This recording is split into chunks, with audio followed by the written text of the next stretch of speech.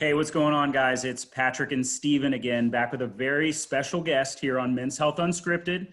We have founder of the Exalted Warrior Foundation, Annie Okerlin, and she's here to talk about all things men's health, yoga, um, PTS, and breaking stigmas. And if you guys have been watching our show, you know that we're all about breaking stigmas. So, Annie, we're super happy to have you. And we can't wait to hear what you have to say for this interview. Thank you. Thanks for inviting me. Thank you for joining us. Thanks. So I'll kick it off by kind of, if you watched the show, you know that we had Nikki Namaste on, and he promoted the Exalted Warrior Foundation quite a bit. And I think that's one of the reasons we connected, and we knew that you had a lot of really cool stuff to say. So what exactly does the Exalted Warrior Foundation do? What services they can provide? And how would someone be able to reach out to your organization? Awesome. Exalted Warrior is a nonprofit organization based here in Tampa, Florida, and we provide adaptive yoga and meditation techniques for specifically service members, veterans, and their families, but really for anyone. The wonderful ability with technology these days has allowed us to support people anywhere they are. And so we have over 100 iRest Yoga Nidra meditations. I'm a certified iRest teacher. And it's a very, very specific form of meditation that is trauma sensitive by nature. And then we also have some videos of adaptive yoga, so a chair yoga class that ultimately gets you down onto the floor. If you don't get on the floor, then you don't have to. And lots of other little a YouTube channel that people can watch from the website, so that no matter what your experience with yoga, whether you're a beginner or someone who's maybe more advanced, and you don't feel like, you know, hurling yourself around your yoga mat, or you're working with an injury, or you're an amputee or a traumatic brain injury sufferer, you're a service member or not service member working with PTS, or any type of stress condition, we know from yoga and meditation how valuable they are. And so it's really been about supporting anyone where they are. We also teach in the VA settings in several different states. We have teachers around the country. I'm lucky enough to spend some time in the James A. Haley VA here in North Florida, or North Tampa, excuse me, up by USF. And that's the third largest polytrauma VA hospital that we have in the country. So there's a really, really unique population of service members and veterans there that we get to support with our practices. That's awesome. That's very cool. You mentioned the term trauma sensitive. Mm-hmm. And just for the viewers that may not be familiar with yoga, what do you mean by trauma sensitive? That's a great question, because I don't know what anyone's experience is before they walk in the yoga room. So for example, if I'm leading a meditation and I say something along the lines of, imagine you're laying on the beach and the waves are gently caressing you, and in your life you've had the loss of someone drowning at the beach, or you're fearful of water, or, I never know. And that's one of the interesting things about yoga, is that ultimately it's a tool for self-regulation. And I don't know what someone's ability of self-regulation is when they walk in the room. A teacher used to say to me years and years and years ago, he said, I wish that every yoga studio door had, like an x-ray machine, and I got a little readout and be like, oh, you're not doing headstand today because you have a cervical spine issue, or your back is jacked, you shouldn't be doing X, Y, and Z, or you're bone on bone in your spine, so you're not going to twist until we make some space there. And I've always thought, wouldn't it be great to have like a biofeedback kind of thing in with the x-ray machine to say, this person don't say X, Y, and Z because they've had this certain type of trauma, or this person's an ER doc and they're stressed out of their gourds all the time. We never know. And that's kind of the human nature dance that we all go through, is learning, what can I manage? What do I need to be the best version of myself? And I've been lucky enough to find yoga and meditation supports me to hold space for anybody that would like to try it. and engage with it, but especially people that I know have had traumatic experiences within a military setting. And as a studio owner for years and a yoga teacher out in the world of other humans, anybody can come in and we can use certain techniques to soothe and settle the nervous system. Yeah, you mentioned such a sophisticated art like yoga, and people may think that, unexperienced people, even like myself, I'm not very familiar with yoga, and you may see it as, one size fits all. But when you really start getting to the nitty gritty and you see that it's a way for the mind to kind of go somewhere else. So if you're putting someone on a beach and they've had that poor experience, it just takes it to another level of what the meditation practice really is. So when we talk about trauma, in your experience, what is PTSD? How would you define it? How's it manifested? And does someone have to be in the military to experience these type of things? It's PTSD in the world that I work in. I try to drop the D. Nobody wants a diagnosis. And there's such an interesting dance there. You don't have to be in the military. You could have had a terrifying car accident. Or I always kind of liken it to people who maybe have never had something technically traumatic happen. It's almost like that moment when you like slam on the brakes because you're about to like hit somebody runs a red light and you're like, "Arr!"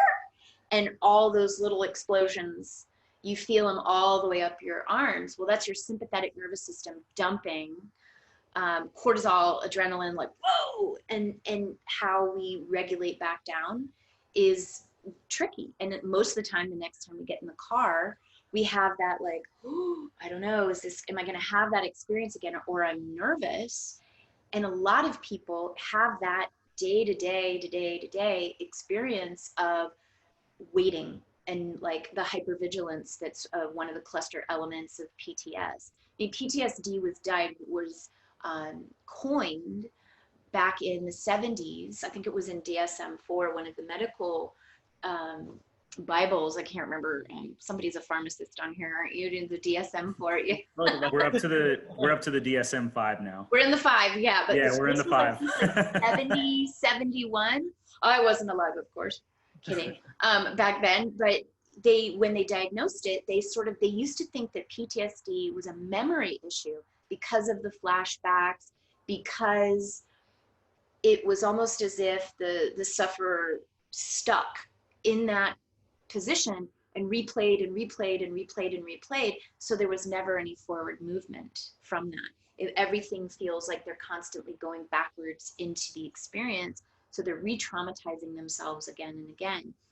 And I remember one of the first times I worked with someone who had been specifically diagnosed with PTSD. He was like, I just hate the damn D. Can't we just get rid of that? And then a few years later, I met a couple colleagues that I still am lucky enough to say that I get to work with. And they were talking more about the model of healing around post-traumatic growth. And that is taking all of the situation and within some type of contemplative practices. It doesn't have to be yoga, but yoga is a great one, because all of the self-regulatory and nervous system balancing techniques that we have that sometimes we don't even realize we're doing, but we do. We take it and we give that becomes a launching spot or a launching platform to move forward and upward.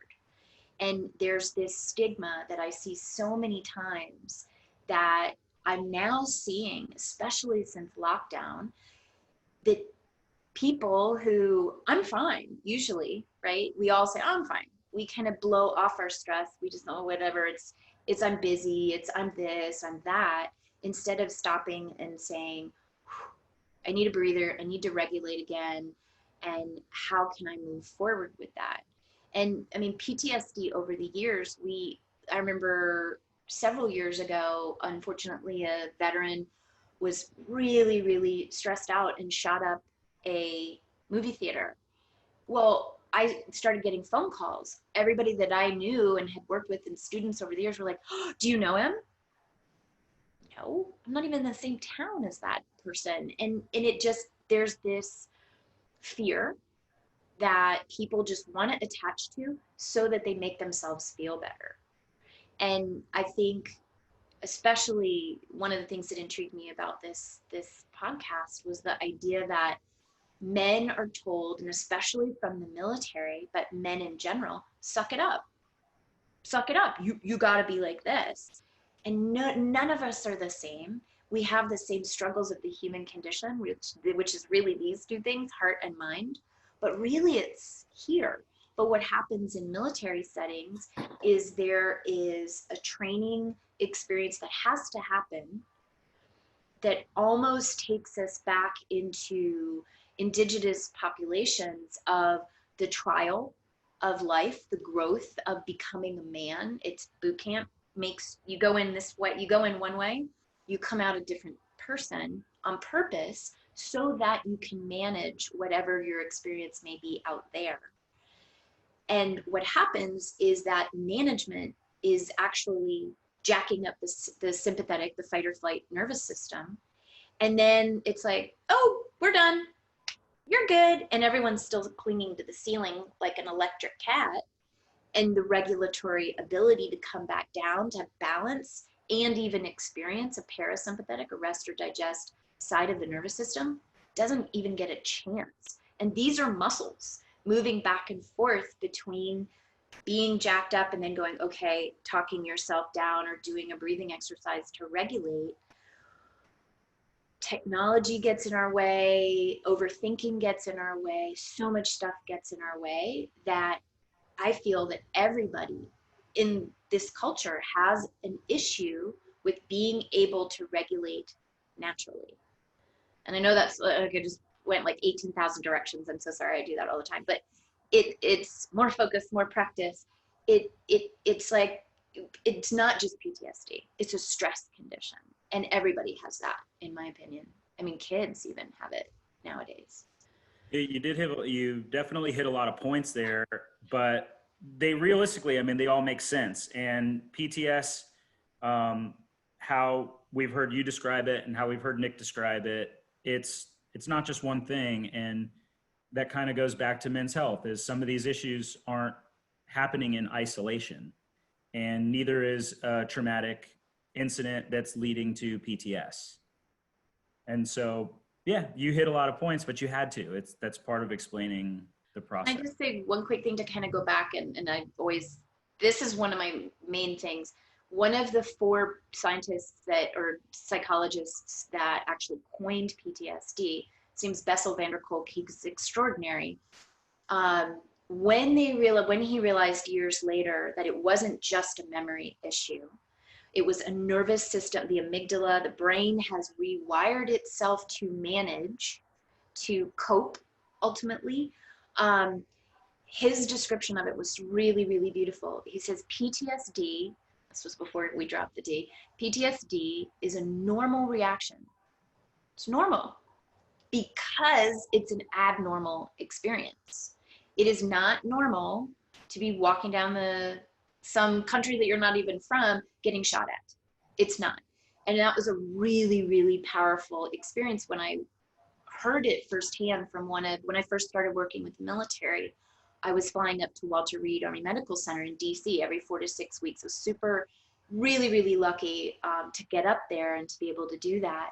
And I remember asking one of the guys I was working with, I said, so, how did it happen? I never would ask anybody that, but I was like, what was your experience over there? And he was like, oh, well, we would flip a coin and figure out who was walking on what side of the road.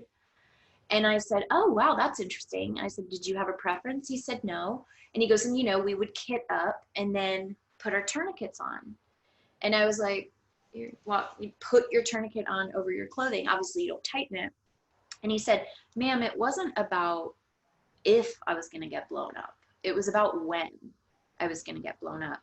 So that was the first time in blazing bright light, I was like, oh my. So the train up to go over, leaving family, leaving friends, that's traumatic for some people right there. And they haven't even left the country yet. And then they get in country or wherever theater might be. And then they are being asked, their nervous system is being asked, not, okay, when the incident happens, this is how it might go down. It's constantly 24/7 for 8, 9, maybe 11, 12 months. It's on, and it just gets exhausted. And so what we see in someone with PTS is just a fried nervous system, because that's all it's been done. That's all it's been able to do, is function, to keep moving and to keep going. And then all of a sudden, when it's quote unquote safe, it doesn't know what safe feels like anymore. It doesn't know what settling back down feels like anymore. That's why something like yoga and meditation, which feels harmless, can be really, really potent for someone. I mean, just think of like what we do naturally. We kind of, right? Maybe not as dramatically, but when we take an exhale, the body naturally says, whew, I needed to settle down. And that's why, like, for Nick, I remember the first time he hated my guts, that first yoga class, but he was like, why did I sleep well that first night? Like, I don't know, because his body was regulating already. So as you kind of mentioned before, like you've noticed that we're all about breaking stigmas. You've mentioned stigmas, and you've mentioned how men and people in the military are taught to suck it up. And I think that's a really important foundation of a stigma being born is, hey, suck it up. That's not your problem, or that's not a serious issue, or just kind of making light of things like that. So you've clearly dedicated a lot to breaking stigmas. So in your mind, for our viewers, like, what would you say is a stigma, and why is it so detrimental to mental health, men's health? I mean, even women's health, I mean, for that matter, but just give us a little description of that. I think what I'm going to start is like humans, and then we'll split them up. Again, we all have a nervous system. And when we ignore or discount an emotion, the mind-body connection turns that into, again, trying not to be dramatic about it, but almost turns it into a toxicity if we're not addressing it, or if there's nothing worse, I think, as a human. We all have this natural, I want to be heard, I want to be seen, right? A very dear mentor of mine talks about vault. He's like, we all want to be valued, accepted, understood, loved, and trusted. Everybody. Human, that's it. Probably aliens do, but we're not going to go there. But the fact is that men and women then are immediately, by culture, separated. And yes, body parts and hormones, and those are very different things. But we're constantly separating into male, female, black, white, whatever. And that is immediately saying to somebody, I'm not seeing you. I'm not hearing you. I think it's incredibly detrimental. I'm a mother he just turned 16 last week. And it's a great responsibility to launch a good human into the world. What does that feel like for me? What do I see that as? Someone who understands and trusts themselves, so that if an emotion comes up, he's not fireballing reactive, right? He's responsive. Take it to a yoga posture. You're standing on one leg on purpose, really. We're not flamingos, but we are from Florida. But the reality with that is that, how many times do you stand, you're doing your yoga and you're standing on one leg and you're like, look at me, and the wiggles kick in, right? Thankfully not the Australian kids band, but your foot's wiggling like crazy. What is that? You freak out. You're like, oh my God, I'm gonna fall over. I'm gonna knock my neighbor over. No, hang in there. That's your body. That's proprioception. Your brain is like, okay, this is kind of odd. All of the other muscles are engaging to figure it out, but that's normal. We immediately think that anything that is not easy is bad.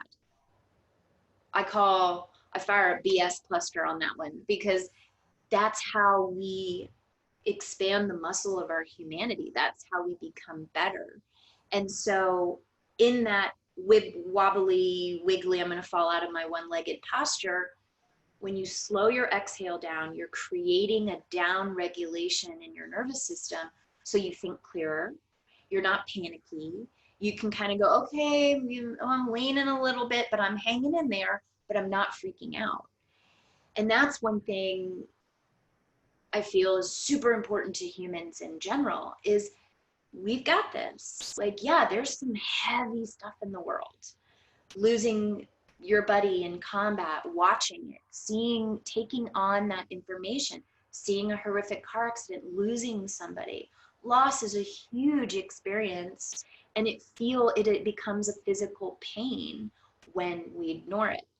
So when we ignore things, I always talk about the vault. We all have the vault, right? It's like kind of like a hobbit door, right? And all of our stuff, like, oh, my mom was mean to me when I was 10 and I didn't get the puppy I wanted, and that goes in there, and I didn't, make the team or become a cheerleader or whatever. All of those things, and I don't need to downplay those things, because certain people, those are crushing experiences to them, and we don't know why specifically until we really unpack it. But all the stuff that we don't want to manage or deal with goes in the vault.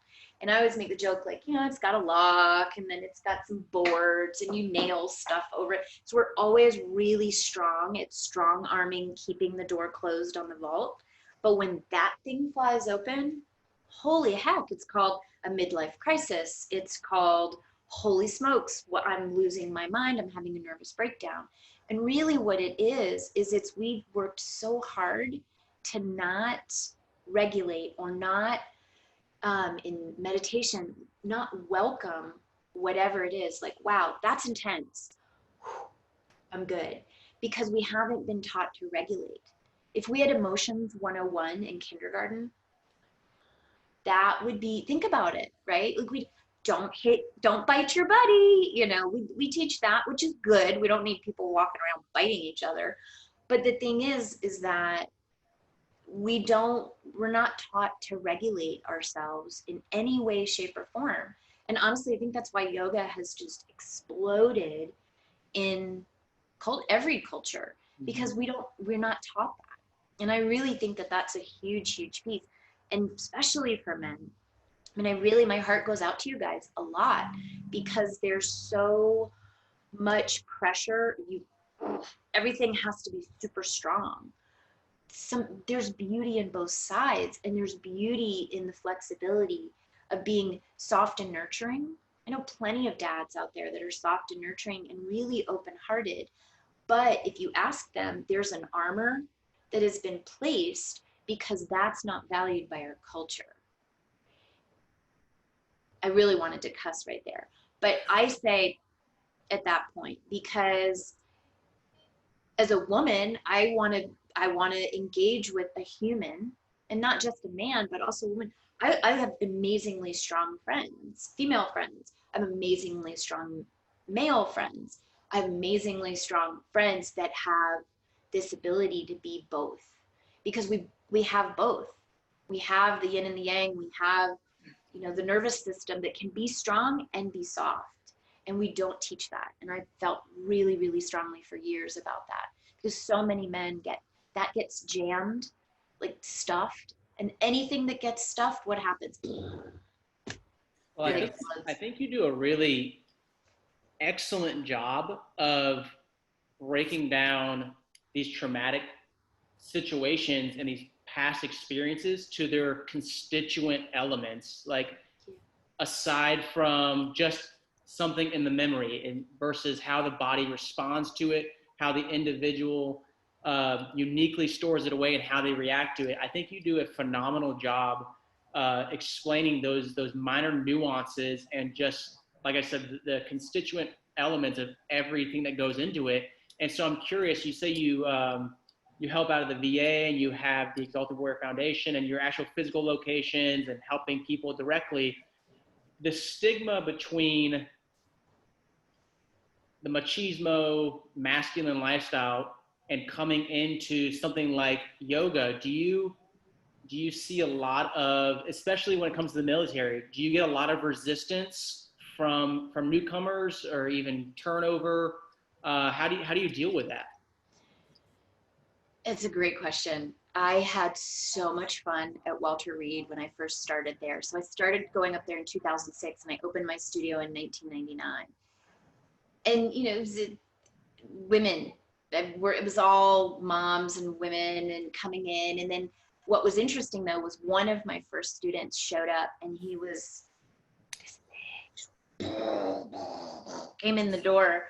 And this went on, like he filled out my paperwork and it was like his employer was USN, United States Navy. And my dad had been a corpsman at the end of World War II and into Korea. So I was like, Dad, this guy signed my paperwork. I mean, my studio I could shove 14 people in there when I first started. It was this teeny little space.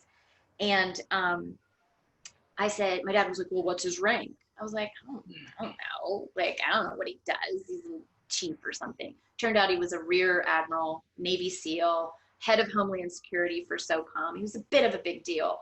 And so I completely moused. I was like, I'd been like, lock your leg. We're going to do this. This is going to be a strong class. And then 24 hours later, I was like, please, couldn't look at him. He was like, what do you know? I'm like, well, you're this kind of big shot. He goes, you're my teacher. Shut it. Let's go. And off we went again. But when I started at Walter Reed, I realized I can't come in like Mary Moonbeam, blink, blink, and my feather earrings and have these guys look at me and be like they're not going to take me seriously. So it was a very interesting dance to be like, well, what's important to these guys? They want to stay strong and they want to sleep. So how in the dynamic of a yoga practice do we do that? And I had never worked with an amputee at that point.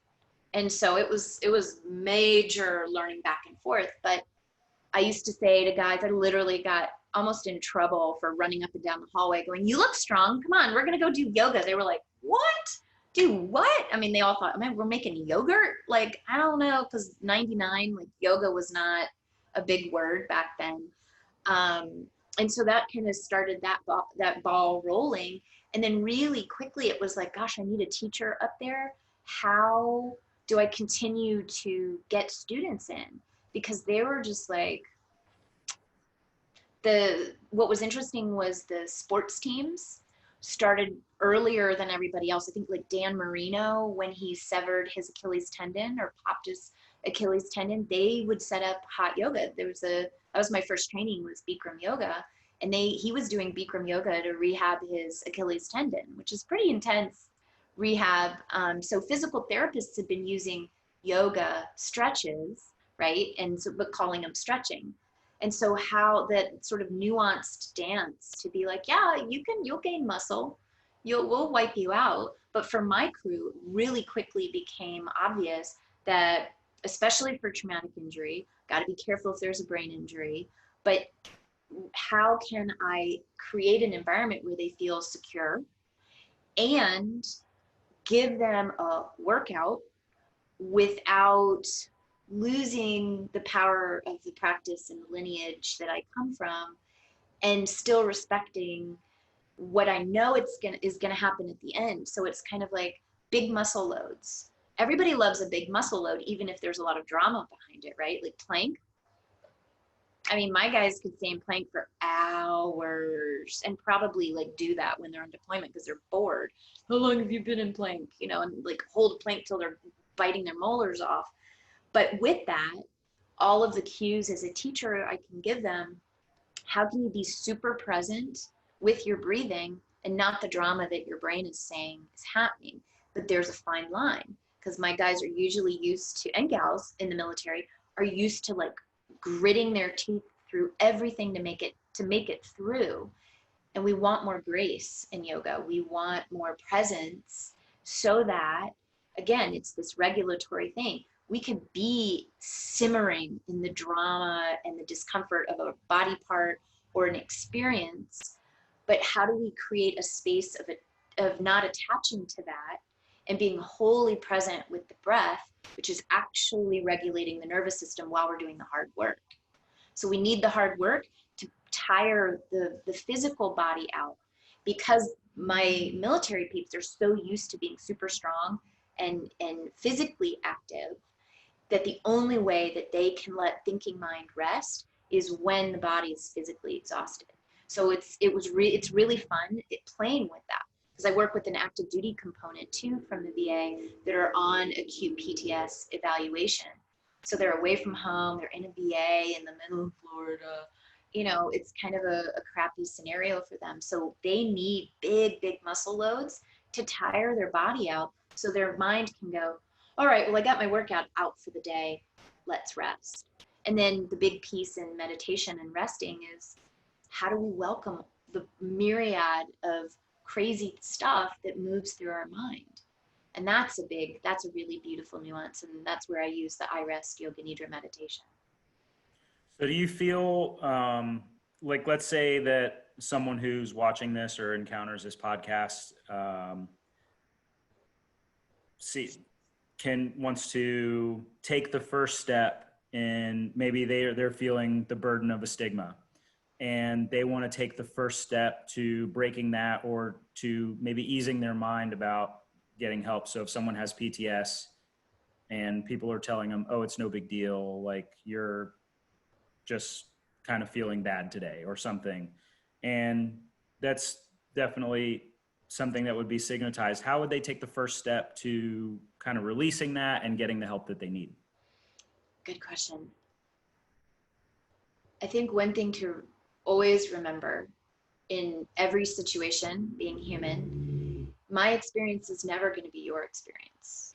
I'm going to view everything through the perspective of my own lens, which has my parents, not your parents, my education, not yours. And it's all of that. We try to pigeonhole people into certain boxes, and it just never works. The big thing is to know that there is support out there. Like, I'm shocked at the amount of yoga in the world. I'm shocked at the amount of veteran service organizations out there in the world. YouTube has so much yoga on it. I'm very careful that I think it's important for, especially a veteran or service member or their family members, to kind of find their comfort group within all of the options that are out there in yoga and meditation or any physical exercise, because there's just certain dynamics within the military community that, for example, if I was like, oh, dude, you're safe. He doesn't know me. And what does safe mean to someone who's been shot at on a regular basis on purpose, right? You know, like, that put themselves in that situation. Or saying, hey, you're safe, to someone who's homeless. I don't know what that feels like. And that to them could be an immediate shutdown. I'm not engaging with that person. They don't know my experience. They don't know anything about me. I think a big piece is remembering that your brain has rewired itself from that experience, from that engaged, constant experience of, whether you want to call it a trauma or a traumatic experience, or however we label it. And labels are so hard. I try not to label it, but in reality we have to, because we speak a language. But knowing that there are people specifically trained to support that. Let's see, like, I don't work specifically with people with multiple sclerosis, but I know enough to not put someone with multiple sclerosis in a hot room, because the heat exacerbates the sensitivity of the myelin sheath and all of their experiences in their body. It's the same thing. If you're dealing with something that is an emotional or a physical experience, find the right people. And there is absolutely nothing wrong with therapy. That is a huge experience. I had a personal experience going and trying different therapies out, like EMDR and all of these kinds of things, after a really, really challenging emotional experience in my life. And I remember being really shy about talking about it with anybody else. And I remember coming out of an appointment and a friend saw me, and she was like, She goes, I thought I was the only one.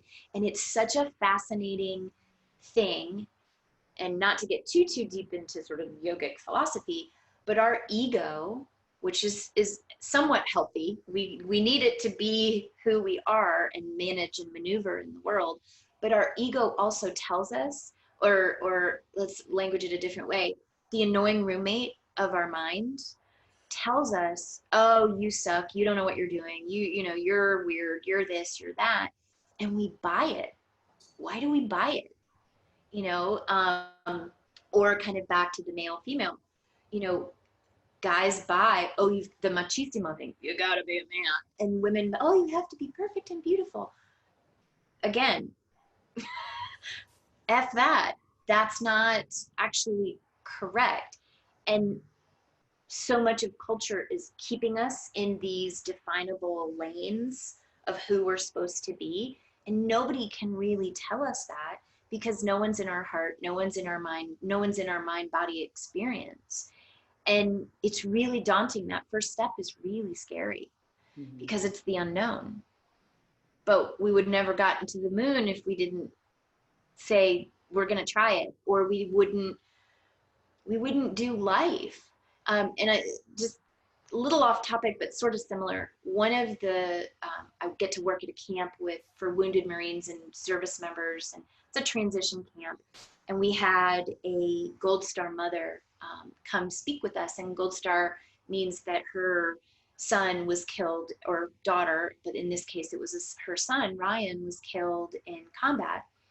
And so much of what a lot of us, but especially military service members, are working with, especially if they've been in combat, is what we call moral injury.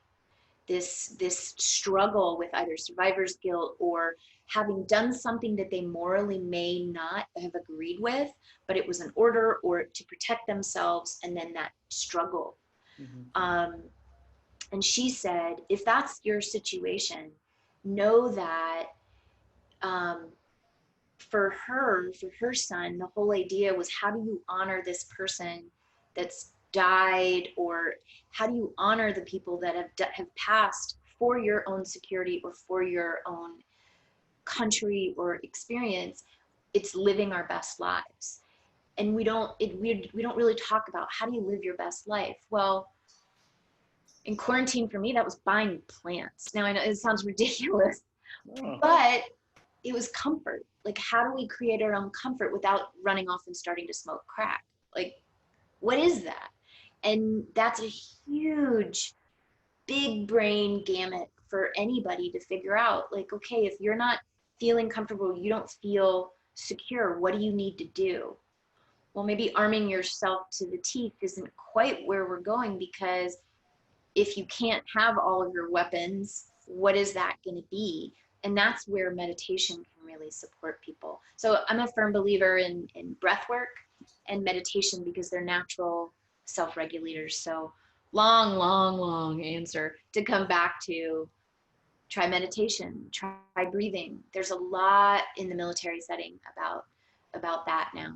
Well, it sounds like most of your professional career has been dedicated to the specific category of veterans, active military, and people who just want to try yoga. Would you agree that the Exalted Warrior Foundation, that the value you provide versus a traditional yoga studio, is that you yourself have had to adapt to become approachable for the subset of veterans and people that respond better to that? Is that the value that the Exalted Warrior Foundation provides? Very succinctly said, thank you. Instead of a 14-minute diatribe. We try to be concise. Yeah, good. Well done. Yeah. I know talking to Steven, he's kind of recently discovered some meditation, so I was really proud of him. Good job. It's baby steps. I feel so good. I'm enjoying it though. Yeah, it's when I first did it, the first day my fiance was like, the hell's going on with you? I'm like, you have no idea. I just went down this deep rabbit hole, but it's been phenomenal. I'm a little, weaned off it. I need to do it again just to recalibrate, but it was the meditation and like the hypnosis route. And I just found it really like another level of existence. Not to sound cheesy or cliche, but yeah, it was. I might do it after this interview, honestly. Right now. You could go to the website and listen to one. There we go. Exaltedwarrior.com right there. You got it. So they bought some of those tank tops as well. Is that tank top for Exalted Warrior? This is an old one, but we've got some great ones on the site as well. And all of that money that we get through donations and through sales of the shirts and things like that support all of the yoga that we do is for free for anybody that needs it. Fantastic. That's Check awesome. out the link down below, everyone. Yeah, we always include all the links. You will include your social media, all that good stuff. So anybody that needs to find you can find you easily. And if somebody's watching this and they're not in Tampa, I've trained hundreds of teachers, and they're all over the world, actually. I've got awesome. 2 from the Danish Army right now who just completed their training. I do mentorships from, via Zoom all over the country. So there's a lot of people who are really specializing in this. And ultimately what it is, it doesn't necessarily need to be specialized for military, but just an awareness of how to create a safe container. That's a big, big deal. And it's an important thing because we know we all want to feel comfortable. And one of my favorite things is watching guys and gals, military, who never even thought about going into a yoga studio, walk in and they're like, it's kind of like, don't worry, you won't get infected. It's fine. But if you feel better at the end, woo, my time here is done. Yoga. It's fascinating. I mean, people have such interesting imagery in their head about it. Well, one of my favorite things used to be, I'm not flexible enough to go to yoga. That's why you go to yoga. Like, hello. Yoga's for, pretty much anybody who can breathe.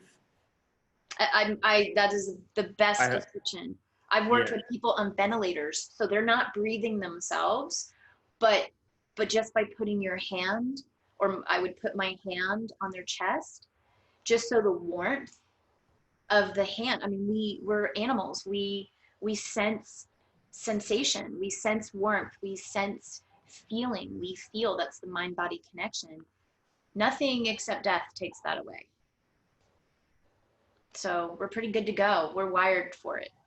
So, yeah. Yeah, I can definitely kind of speak a little bit on my yoga experience. I mean, I played college baseball and just ended up with a ton of injuries and coached for a while. And that, believe it or not, coaching, throwing batting practice every day, causes a lot. I mean, I was destined for shoulder surgery, and through yoga, I mean, I don't need it anymore. I have range of motion. I have grip strength. Like everything that I thought I lost and would have to get repaired is back. I feel great. And it really is. I mean, just to go back to what you're saying, it's like when I'm feeling, I mean, we're in pharmacy school. It's nothing like being in the military, but we have moments that it's like, oh man, how am I going to live till tomorrow? Like I haven't had sleep kind of thing. And that's tough for us. And yoga has really helped. I'm like, after class, I'm like, I'm not doing anything today until I go get some yoga after class. And it really just brings me back down to a space where I can, okay, it's time to get back and study or keep doing the things that I have to do. Patrick, I kind of want to bring up your interview with our current internship. So Patrick and I work in the same internship, and I vouch for this guy to come on in. And my supervisor, who's like the coolest person ever, is talking to him.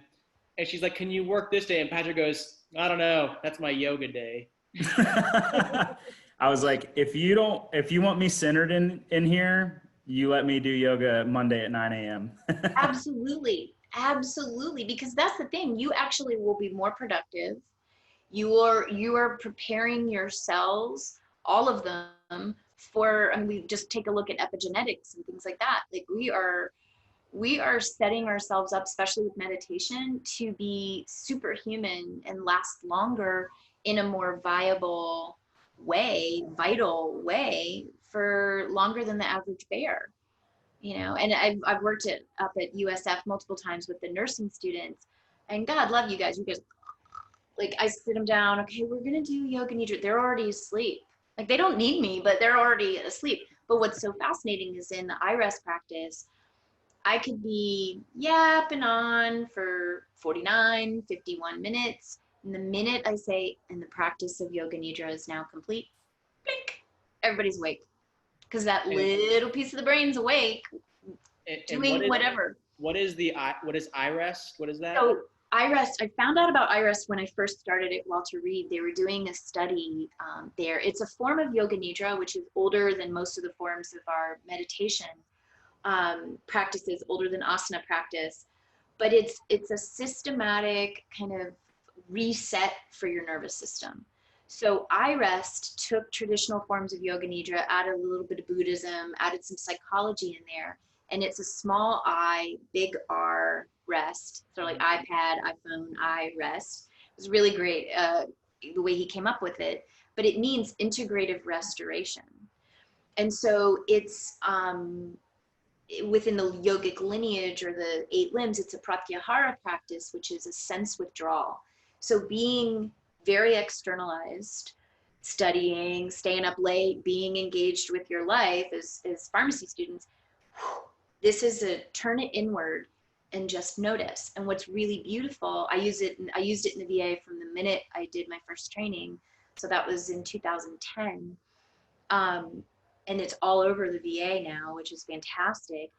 You can do a 15-minute, a 45-minute, an hour long, and doing an hour of nidra is like sleeping for 4 hours. So for a nervous system that is constantly hypervigilant, scanning, protecting, giving it a chance to feel secure enough to turn inward, you start to really watch the patterns of how you're thinking.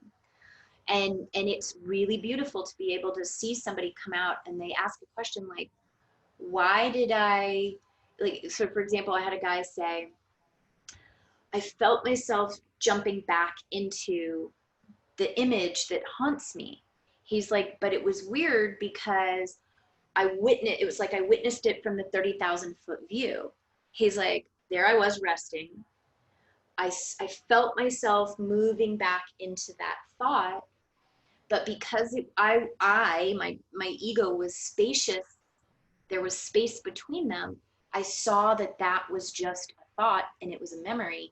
It wasn't me in the present moment awareness. And I was like, bingo, that's it. And it's a beautiful thing. And one of the big tenets that really, really helped me in my life experiences, in it, you're laying on the ground, or sometimes guys sit in chairs or in their wheelchairs if they're not maneuvering or not able-bodied in the moment.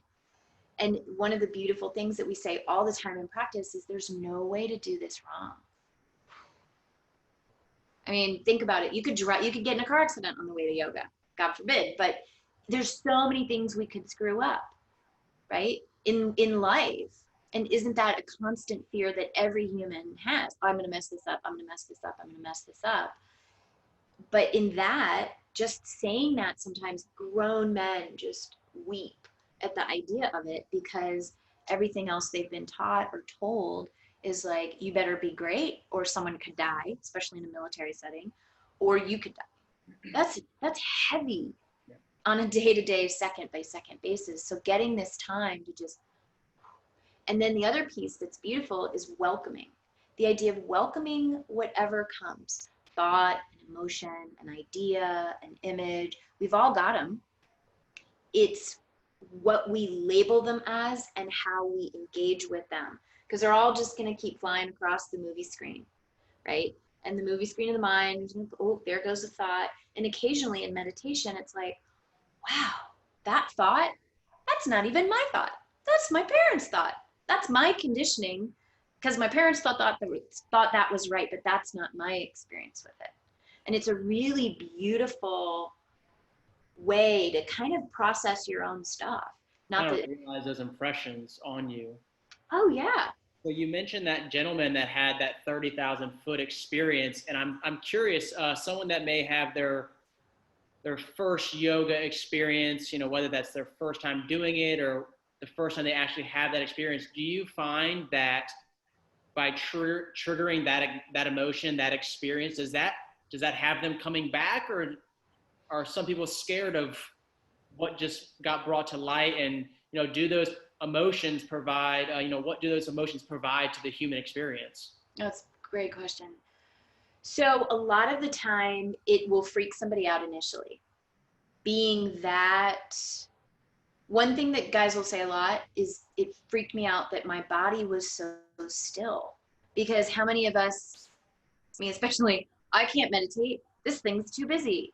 Well, when did I just relinquish total control to my brain, right? And so the feeling of being still, or for a lot of my guys and gals, feeling comfortable.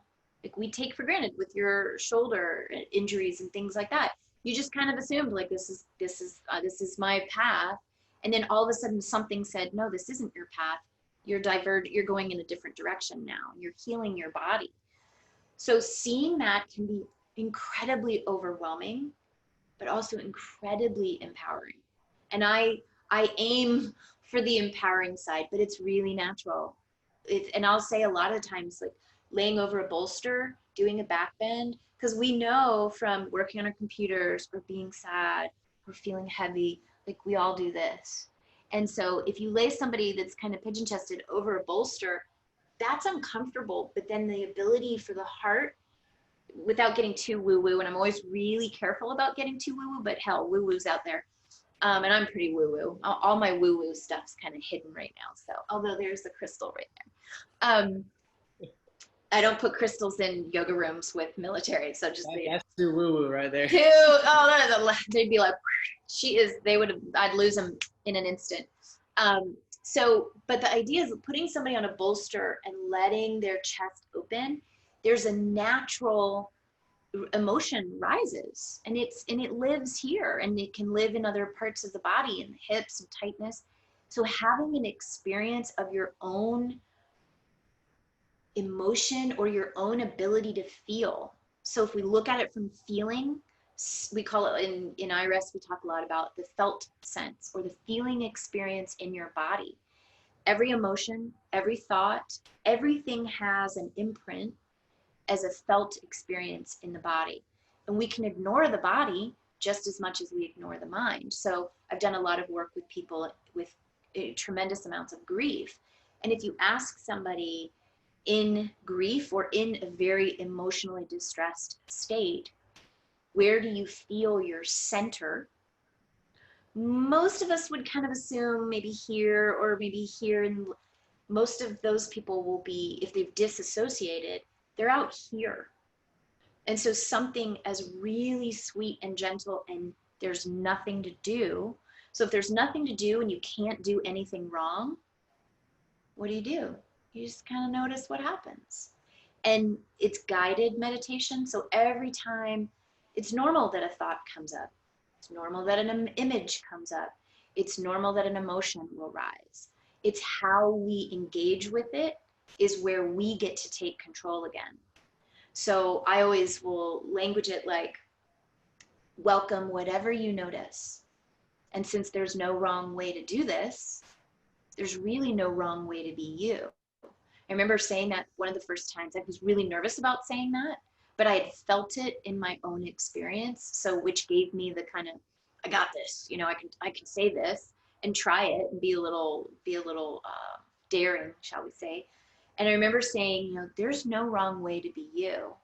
And this guy in the back of the room, there was no noise. He was like, so at the end of class, everybody came out and I was like, any questions? He's like, what was that BS all about? And I said, I don't know. You're the one that smirked. And he said, well, yeah. And I said, what's wrong with, why do you think that you have to be in a mindset where you're going to screw something up, or, you're doing it wrong? Oh, everybody tells me I'm doing it wrong. Why do you think I'm in this building right now? We were in the VA. And I said, you're just learning a new way now. And he was like, oh. And it diffuses the intensity of a situation. It doesn't necessarily mean it's fixed. And that's a tough word, saying you're fixed. And that's another phrasing that we use. We're not going to fix or change anything. It's too finite. Yeah. And if something needs to be fixed, it means you're broken in the first place. There's nothing broken unless you break a bone.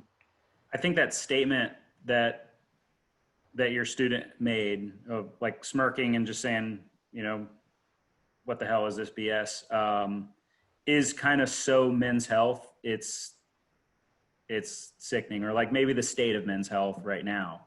And that's, what we're here to change, really. It's scary. As a human, I want you guys to be healthy. Yeah, like that's what we want. We want everyone to be healthy, but we're about, men's health. And right.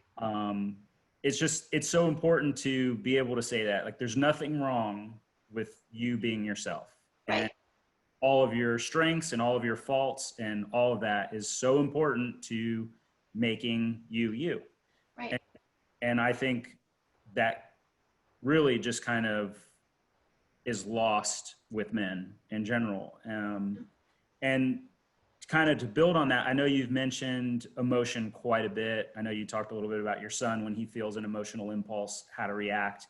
And I know you're dealing with a lot of military, ex-military or veterans. And what happens to the body? We've kind of hit it a little bit before, or what happens to the body and mind when these emotions just go out of control?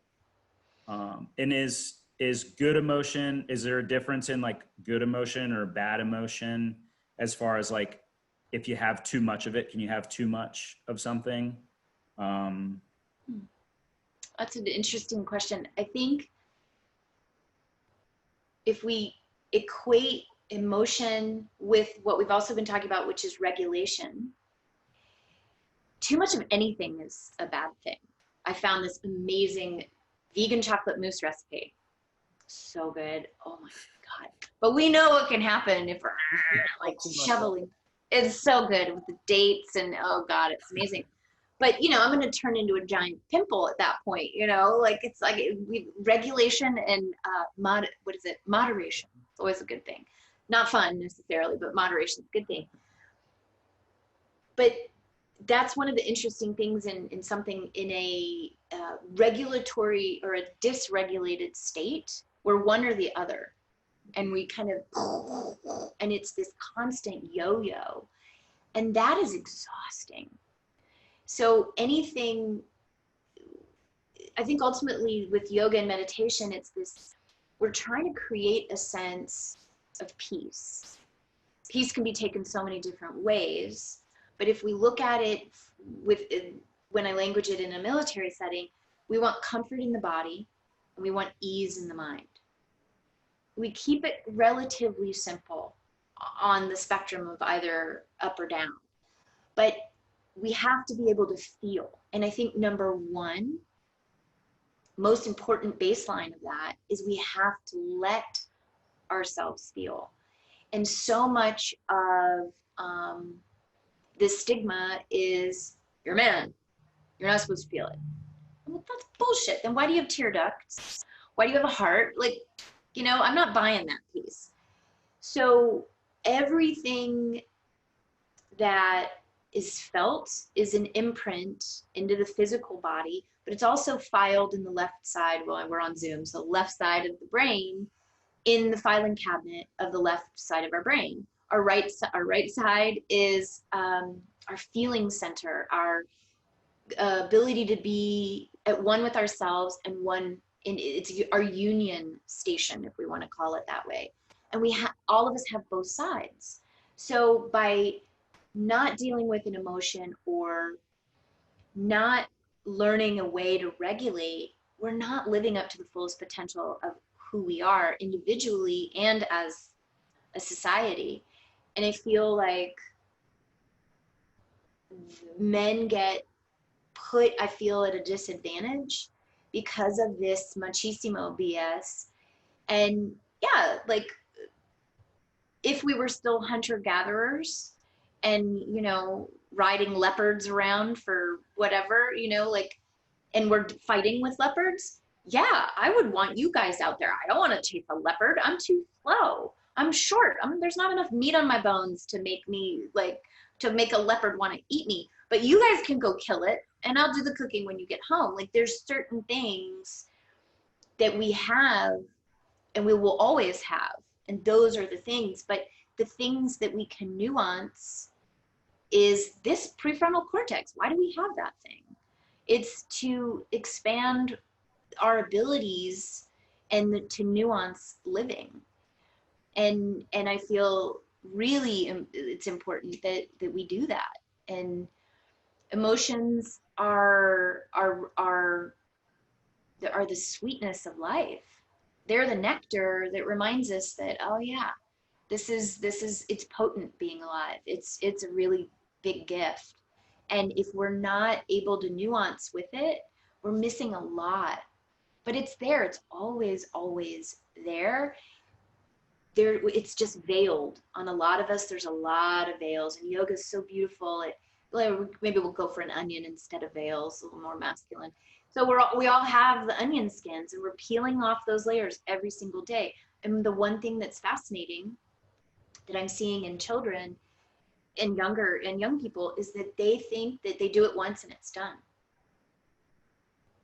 We will work for the rest of our lives in staying nuanced and staying open and fresh-eyed, and we'll work forever to be peaceful until we're not. Until we're not alive. Have you, when you talk about these emotions and the different layers behind them, have you noticed any tools, any ways that an everyday person can better understand these emotions and how they can work them to benefit themselves? I think using breathing techniques is hands down, everybody's got it. If you're listening and you're alive, you've got one of the best tools ever, because the body naturally regulates itself. And by harnessing your own breathing, you are creating a nervous system balance. It's absolutely hands down the number one thing. My son played baseball for a long time. So he developed the thing of putting his glove, when he was pitching, he would put his glove over his bridge of his nose so he could breathe without everybody noticing. Poor guy. I was the mom that was like, don't forget to breathe. And he would just go, like 10 years old, dying 1,000 deaths on the pitching mound. And he would be like, he goes, stop it. We're racking enough up there. Exactly. He's like, Jesus. You got to breathe through mom yelling at him to breathe, and breathe through the pitch he's about to deliver. Exactly. And that's going to come up in therapy in a couple of years. But, but with all that breathing, he's still a good breather, actually. He will harness that sometimes. I'll be like, what happened? He's playing football now. Like, what happened? He's like, I forgot to breathe. And I think it's just one of those pieces. A stoplight. Hands down, a stoplight is the best place to just notice your breath. Always extend the exhale a little longer than the inhale, because it drops you into your parasympathetic nervous system. So if you're constantly don't sit there with a timer and miss half your life watching how long you're breathing for, but just extending your exhale, absolutely hands down one of the most important things ever figured out by modern science. Except maybe the microwave, I don't know. That's good, I'll have to try that. It's a good one, especially because we get reactive in the world, and especially in partnerships and relationships and humanity, and we're seeing enough of that on TV right now. People just expanding and exploding in reactivity. Mm-hmm. If we can create a wee bit of a pause and then response is much softer and much more thought through than reaction. But reaction is important too, because it'll get you out of harm's way. But we just have to know when to do which one. Steven, I've noticed, for me, I like when you breathe in 4 seconds in, so 1, 2, 3, 4, and then 6 out. The 4 in, 6 out is my sweet spot. So if you that's the key, huh? Give it a shot. All right. It is a total game changer, truly. Okay. I don't doubt it. I'll have to give it a shot. Being in lockdown, I don't get in the car much anymore these days. Nice. If I'm breathing, there's no excuse, is what it sounds like. But it sounds like one of those exercises just kind of increase resilience and working through your emotions. And I'd like to hear your take on being an expert, especially dealing with such a specific group of individuals like the veterans, and having to deal with extra that extra layer of resilience and barriers that they themselves may have to come through or overcome. Mm-hmm. Why is it important to have such resilience, and how can we tie that back into breaking stigmas and mental barriers that may restrain us?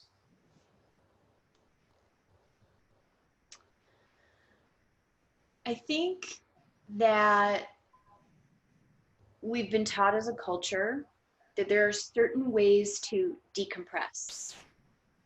And I'm not slamming any form of wine or beer or whiskey. My crew generally tends to drink whiskey. And that is an acceptable form of downregulating. However, the liver gets trashed, prefrontal cortex starts to go offline, making bad decisions. It's dangerous if you get behind the wheel of a car. So there's all of these things, but it's an accepted version of resilience.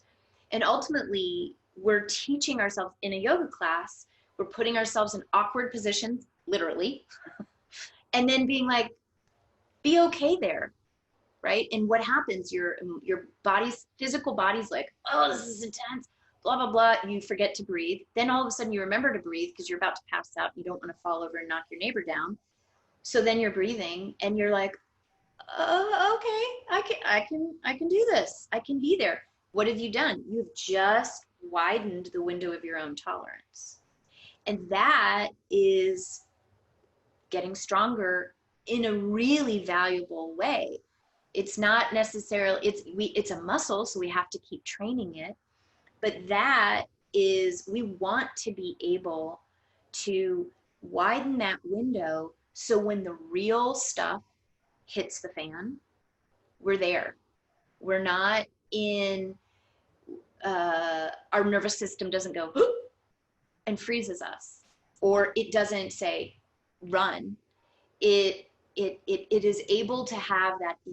You want your reaction to be pause, understand, go. And by creating that broader window of tolerance with whatever way you do that, some people it's CrossFit, some people it's yoga, some people it's both, or I don't know, walking on a tight rope across the Grand Canyon, whatever, slacklining in dangerous places with sharks swimming underneath you. I'll pass on that one myself, but that it creates the sense of resiliency. And resiliency isn't important in the moment. It's important in the moment, because we are all going to have experiences that call on our body and our mind, mostly our mind, to be able to be cool under pressure. It's, God forbid, it's the house fire and your family's inside. You don't need to be like, oh my God, oh my God, oh my God. You need to be like, where is everybody? Here's a kid, here's a dog, here's grandma, and out the door. And we don't have that until we train for that. And that's the fascinating thing in the military setting. And I think kind of keeps me, or intrigued me initially, is like, oh my God, this is an amazing subset of humanity that is trained to run into danger, not run away from it, right? They have retrained their nervous system to barrel into fire, barrel into danger on purpose so that I don't have to, which makes me very grateful that they're there. But seeing over time what happens to the nervous system of that human that did that for me, or for the country, or however you want to look at it, that's intense, because that person is struggling to fall asleep. When they do fall asleep, they're not getting rested because they're churning all of their experiences. They're struggling even communicating with someone they love, or their own child, or their family at large. There's so many pieces, and they have this big window of tolerance for one piece of life. not the full bandwidth of life. And in a way, we're incredibly blessed, the three of us, to be able to go, I'm going to go to yoga today and go out and do that, and not be like, okay, I have to go protect a country that needs me, or, you know, go protect my buddy who needs me. Like, we look at it, first responders too. Like, they run on purpose into danger. Firemen, police, I work with first responders a lot as well. And they just, their nervous system gets regulated to be there. But if you say to them, where is it easier for you to be? They say work, not home.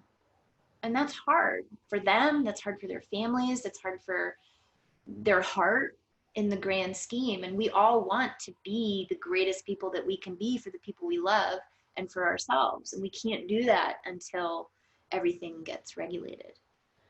So, Yeah, that was kind of, sorry, Patrick, that was exactly how Patrick first explained meditation and yoga to me. Was, can you breathe your way through the upcoming situations? Can you handle yourself in the future? And that's what it's for. So to hear you say it, it almost sounds like it's like the gospel there, like that conspiracy theory of yoga. Oh, yeah. That's actually really interesting. It was almost verbatim how he described it to me. Yeah. It's So, I mean, I had multiple experiences over the years in my own practice, but literally the most powerful one still, 23 years into my own practice, was being able to be present with exactly the experience as it was as my mom died. Like, just being there and being with my breath and just realizing she was going, and this was, I mean, she was old, thankfully, and had had a really dynamic life, but the daughter in me, and the just, she was a wonderful woman, of course, but like that, I wanted her to stay for my own benefits. But the reality was that just wasn't the case. And so I literally felt like I was holding this space for her to have the experience that she needed to have, because I wasn't the one dying, she was. And so how do we do that when you're literally feeling your heartbreak, but at the same time, you know, the other side is just the ultimate freedom? And that was, I still go back to that being the most beautiful thing. My son's like, hello, me being born? I'm like, yeah, it was good, but that was a little more important, you know, a little more potent. But, you know, that's where we really want it. Like, yeah, I don't care that I don't know all the great pop songs or things like that. But if I can hold the space for the people I love to know that they're loved and held and supported however they need in the world, and I'm blessed that I get to do that for other people that are struggling, fuck yeah. I said it. Ugh, I was doing so good. Sorry about that. We appreciate it though. That was a good one. Yeah, for sure. That was warranted. Okay. So I really liked what you were saying just about what you were doing, like working with military members, because they're so important to our society. And, you know, like you said, we have the opportunity to go to yoga, and like we have the opportunity to go to pharmacy school without having to do that job. And I feel like what you're doing is so amazing because it's such an underserved population. And like what Stephen and I are attempting to do with Men's Health is we saw that this was so underserved and so needed, just to like break some stigmas and put some legitimate researched information out there to kind of help people understand that it's not just you. Yes, these men's biological issues are real, and we're not going to avoid it. We're going to put it out there so that people can see it.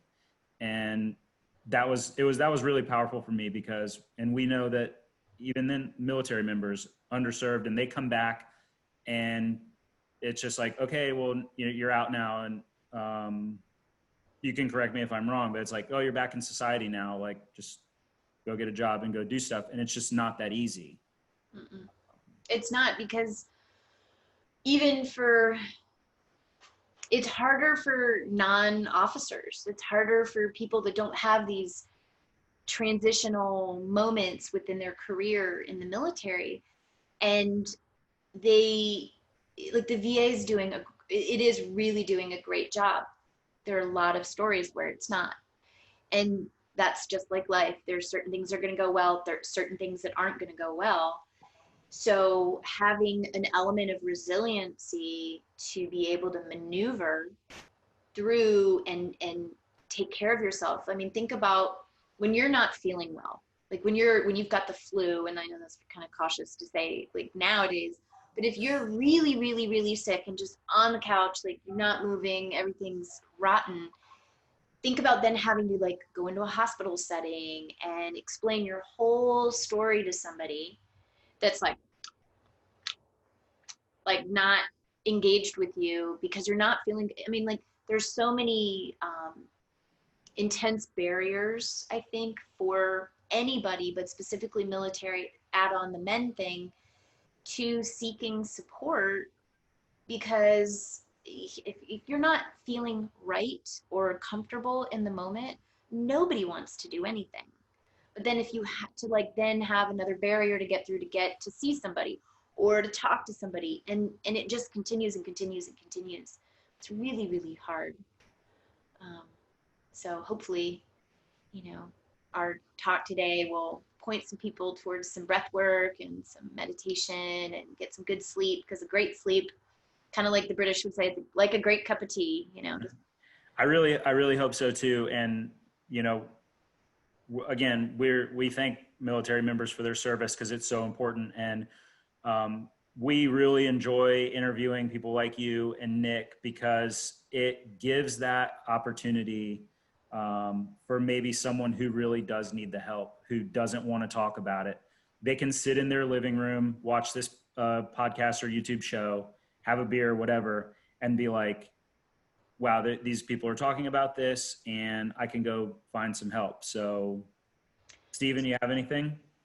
Yeah, we just want to say that we appreciate that you can respect the yin and the yang of it, while focusing on the good, while understanding and respecting the darker experiences that people may have had.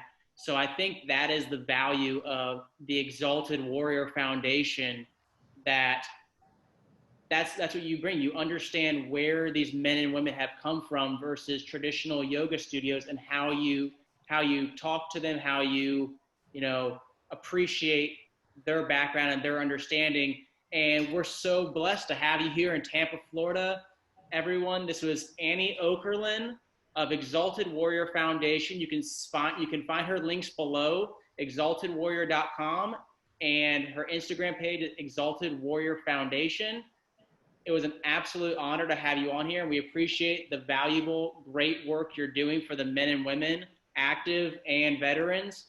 And guys, give the video a like, comment, agree, disagree. What does Men's Health mean to you? Subscribe to the channel, and definitely stay up to date with videos like this. And we just appreciate having you on, Annie. Thank you. Thank you both so much. I appreciate it, and great success on your paths of yoga and meditation. Thank you. We'll have to do it again, and I will put a timestamp on it. Have a good 4th of July. Thank you. You too. Be safe out there. Remember your right, neighbors. Fireworks freak people out sometimes. Yeah, I have nice. a dog. I have a dog. He doesn't like it, so we're not fireworking. There you go. Put little earmuffs on him. Yeah, he'll just come cuddle up next to me. I'm going to be doing a lot of cuddling with him tomorrow. Oh, that's a good thing. Everybody needs good cuddles. Thank you guys. Good luck with the rest of your pharmacy school. Thank you so much. Joke. No joke at all. Thank you. Thank you so much.